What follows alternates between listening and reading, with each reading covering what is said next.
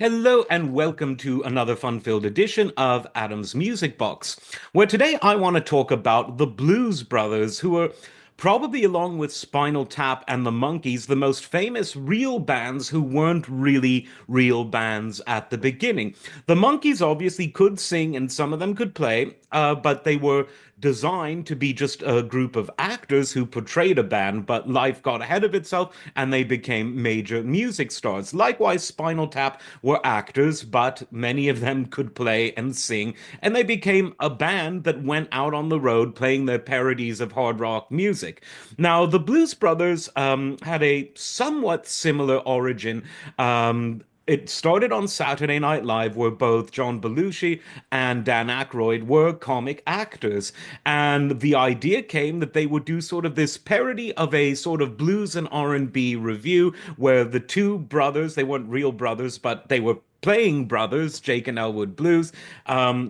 They were leading a kind of review show, a kind of White Sam and Dave, if you will. And no one who first saw the sketch on Saturday Night Live really knew where it came from, but it was instantly popular because these two actors, backed by actual very fine musicians, session people, people who are famous in their own right, they were doing something really interesting.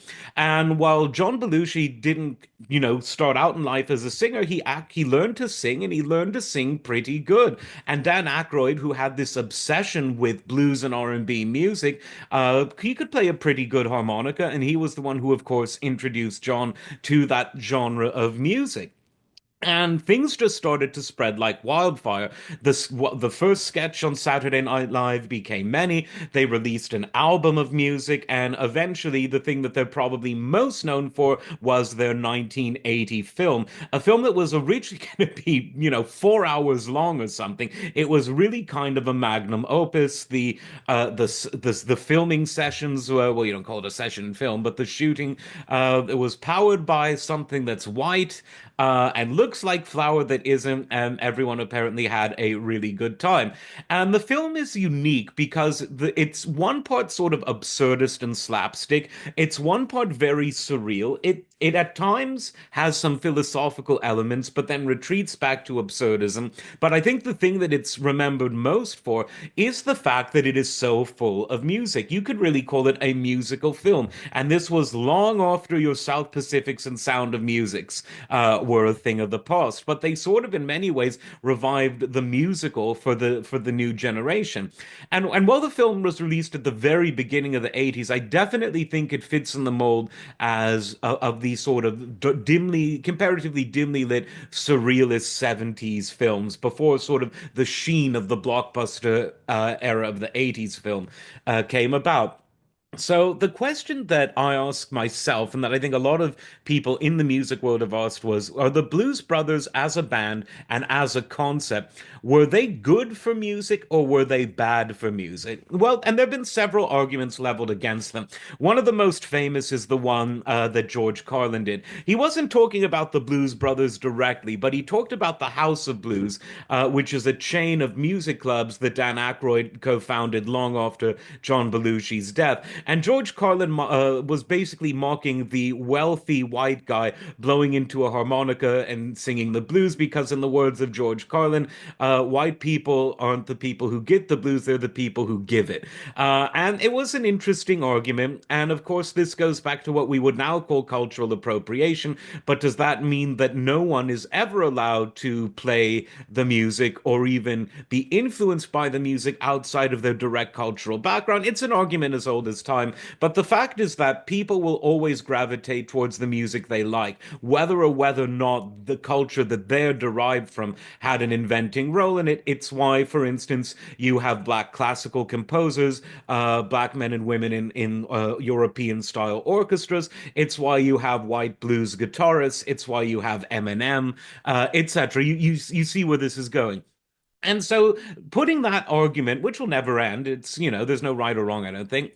Putting that to aside, one thing that they definitely did do is that they gave a national platform on both television and stage, and then on record, to a lot of musicians who in the early 80s weren't exactly at the top of the charts. Namely, the person whose career I think they really revived a lot was the oldest person that was featured in the film, and that was Cab Calloway, the great vocalist who was born in 1907. So no spring chicken by the time we're in the early 80s. But there were also some relatively contemporary artists whose careers were definitely given an injection of, publicity because of this. People like Ray Charles, people like Aretha Franklin, even James Brown, who wasn't necessarily selling his peak albums in the early 80s.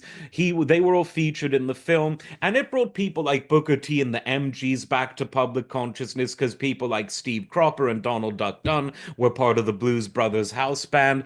And the whole thing just really helped a lot of people to think about, hey, I kind of like this music, which may or may not have been on the FM dial. Remember, the FM dial at this time would have been, Journey and Boston and Toto and Foreign Herb, all great bands, but FM radio in the States in particular had become somewhat segregated in that there were black stations that would be playing things like Stevie Wonder and the Isley Brothers and Kool and the Gang, and then there were sort of the bigger and more commercial white stations playing all of that sort of AOR, album-oriented rock that I was talking about. And the Blues Brothers just drove their police car right in between that breach and said, "Look, we're going to bring back sort of the traditional blues and R&B that in various guises was quite popular in the 50s, 60s, and of course has its roots before.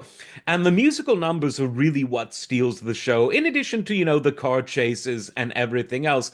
But the fact that the band remained something that people were nostalgic for and loved long after John Belushi's death and long after the film came out shows that the Blues Brothers also had staying power in the way that a lot of comic sketches, even ones that recurred a lot from Saturday Night Live in the 70s, did not. Staying power that a lot of absurdist and even semi avant garde movies of the late 70s and early 80s did not. And staying power, even when you consider that a lot of, if you were to refer to them as a novelty act, which in part they were, they had more staying power than most novelty acts. I mean, even younger people today, if you go to Las Vegas and see people reenacting the Blues Brothers, most people will know what it is. They might not know the origin, but then, oh, it's the two guys in the sunglasses and the hats who sing, songs from James Brown and Ray Charles, etc. And I think that that proves that they really hit an interesting nerve in the public psyche. They gave the public something they had no idea they wanted, but once they were given it, they really ate it up. And of course, one thing that has to be said, the sheer comedic talent of both men, and I think of Bellucci in particular, and the vision and screenwriting of Dan Aykroyd, who really just gave it his all and said, "Look, I'm going to do it my way."